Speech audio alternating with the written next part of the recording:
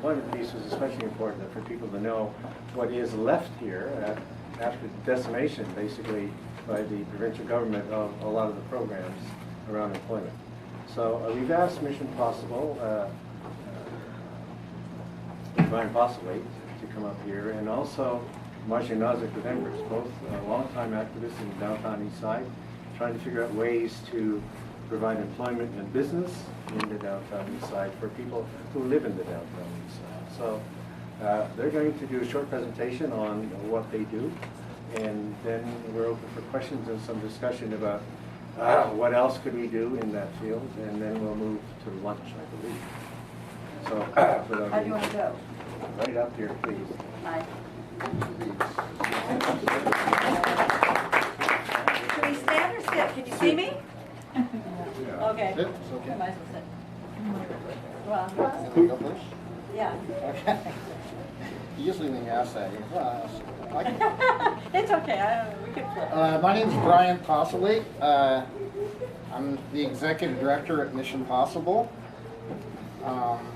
First, just want to say it's an amazing honor to be here and to be with such distinguished folk and know many of you who are doing this really amazing work in the community, and so I really consider myself a partner, and so to be asked to come up and share is a deep honor. I entered this community as an outsider. I come from Washington, D.C. I always used to ask people not to hold that against me. But, the great thing about being an outsider, I hope that I come as a learner, and I do know that I'm being taught every day by people who have some life experience and what we're doing. So Mission Possible has been around for, I guess, 20 years. On Powell Street, providing a community center, a place where people can find food and friendship, and has developed a lot of programs around that. But about 4.5, 5 years ago, we began to think about the changing face of the community, and at the time there was so much happening around housing. Nonprofits were ballooning in size, taking on large portfolios of housing, and Mission Possible really was asking itself, what is our purpose in this community? Who are we? And is there work left for us to do? And as we continue to talk to people and discover that together with a community that's overly challenged, right? And that's what they think about first.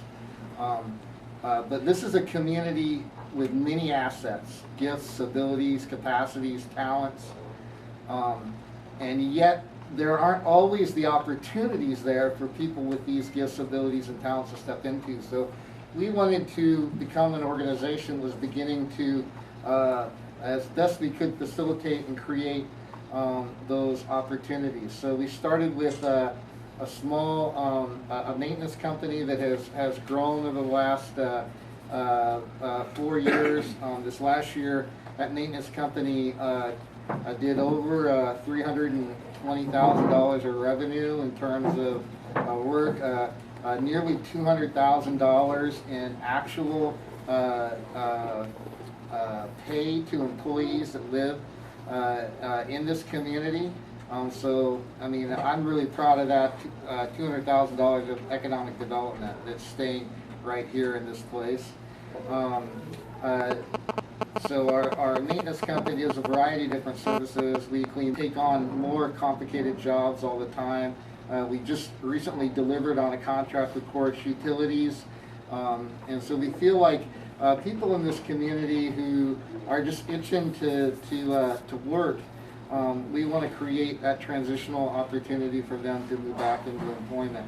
And we're doing that through our maintenance company, MP Maintenance. Just really quickly to talk about two other, maybe three other opportunities. One is in our recycling.